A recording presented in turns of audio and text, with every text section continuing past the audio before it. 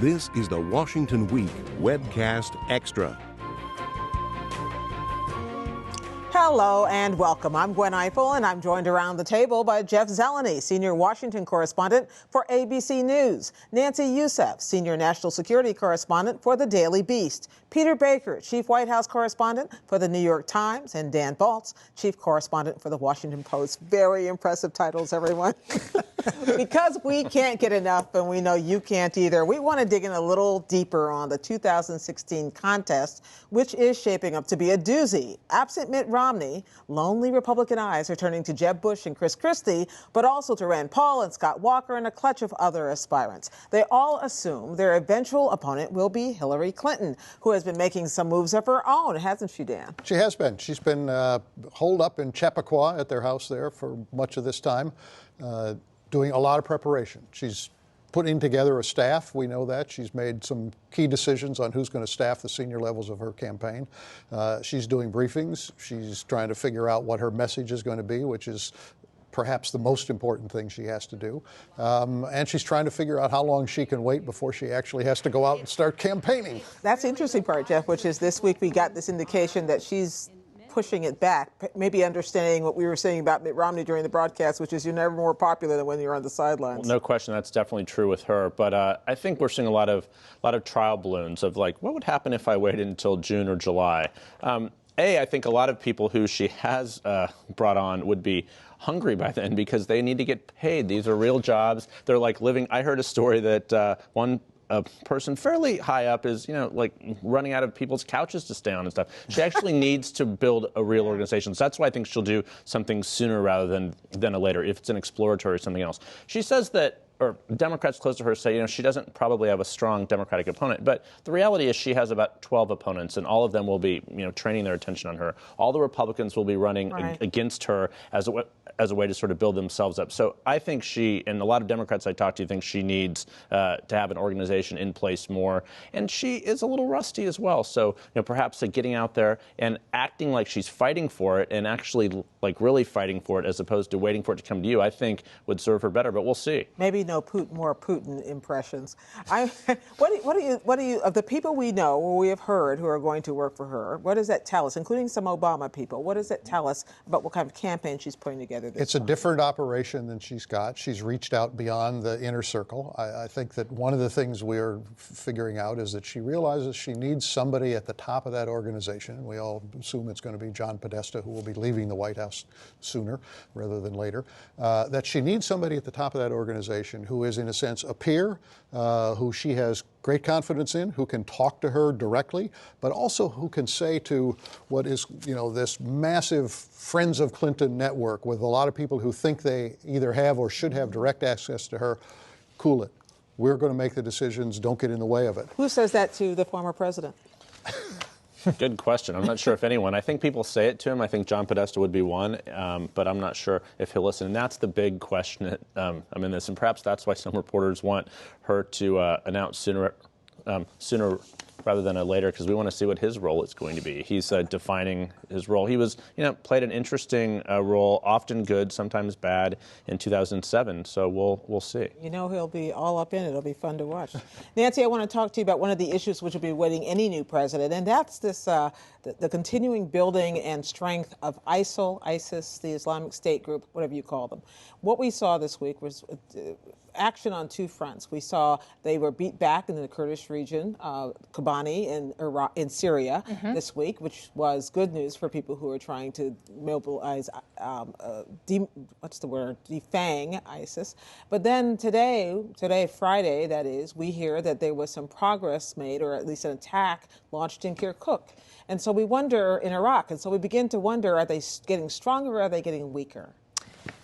The truth is, no one can say for sure. What we've heard is that there's 6,000 ISIS fighters that have been killed. We don't know how many they've been able to bring back, foreign fighters to bring in. There may be a relationship between what happened in Kobani and Kirkuk, because one of the things we saw in Kobani was not just that the Kurdish forces were able to beat them back with the help of U.S. and coalition airstrikes, but that ISIS forces left and moved back into Iraq. So were those forces then available to try to launch an attack on Kirkuk, which psychologically is very traumatic for the Kurds? It's an oil-rich town that would be key to any sort of Kurdish state. They killed a brigadier general up there, which is one of the highest ranking officers to be killed in this. And so this is the push-pull that has been going on with this war the whole time, that the U.S. talks so often about it's going to take 3 to 5 years to defeat them. We just heard that figure today from DOD, and it's literally these little... Department of Defense, for those of us. I'm sorry, Department of Defense, the Pentagon. And at the same time, we're starting to see ISIS even try to expand into places like Libya, where they launched an attack against a hotel in Tripoli. And you can see that they have aspirations beyond. We call them Islamic State, ISIS, for Iraq and Syria, but you can see this week that they also have eyes on North Africa and perhaps beyond, as we saw last week in Southeast Asia. Their handprints are all over Boko Haram, for instance. Yes, yeah, they worked with Boko Haram, it seems, because Boko Haram went from putting out these grainy videos to launching a media channel, much like ISIS's media channel, Al-Furqan. Their videos went from very poor quality to very sophisticated with Arabic and English subtitles. And on Twitter, ISIS supporters kind of giving them high fives for launching their new channel. So I think in their best case scenario, Libya would be the capital of the North African wing, if you will. Libya would be the Syria of North Africa, and Nigeria would be the Syria of West Africa.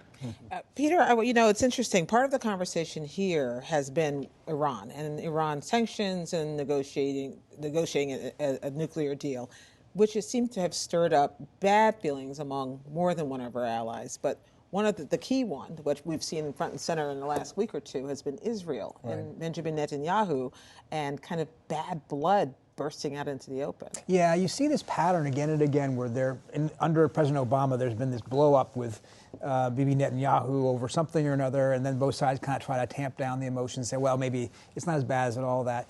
This time the difference is worse. This time the difference is nobody's trying to tamp it down, and in fact they're escalating it. This has gone on now for a number of days rather than trying to quiet it. They're adding more fuel to the fire. An administration official told my colleague Julie Davis that the ambassador to Washington from Israel cared more about Bibi Netanyahu's political future than about the relationship with the United States. That's a pretty harsh thing to say.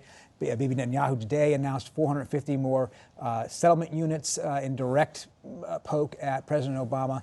And it's revealed, or at least underscored what we've always known, I suppose, just how bad the relationship between these two men are coming into a March 17th election in Israel. Well, that's what I'm curious about. Is it that March 17th election that is exacerbating what had already been kind of a tense relationship? It's kind of like, whatever the heck, I got to get reelected. I've got to deal with my domestic issues, and I'll worry about the U.S. later? Yeah, you've got two things going on. One is Netanyahu, he does believe that President Obama's going to throw Israel under the bus, in effect, with these Iran negotiations if they come up with a deal. And he's basically sort of circumventing the president to work with the Republican Congress. He's sort of laying his bet down that they're going to stop him. He accepted John Boehner's invitation to come speak before a joint session of Congress. Exactly, which sort of touched off this latest sort of round of backbiting. And then he's convinced, I think, that the Obama people are trying to influence his election. There's a former Obama campaign person who's in Israel working. They've pointed to that. They think some of the things Obama Haven't there been former campaign people working in previous elections? Of course they have. But, you know, if you're running for re-election and feeling tight, you see the hand of the foreign government, in effect, shaping things, you get a little suspicious about that. Okay, well, we're going to see how whether there's tamping down to be done at least maybe after March 17th. Maybe after, yeah. Okay, thank you all very much. Stay online to read my take this week, in which I hold forth on why going to the movies has become a political act. And we'll see you next time on the Washington Week Webcast Extra.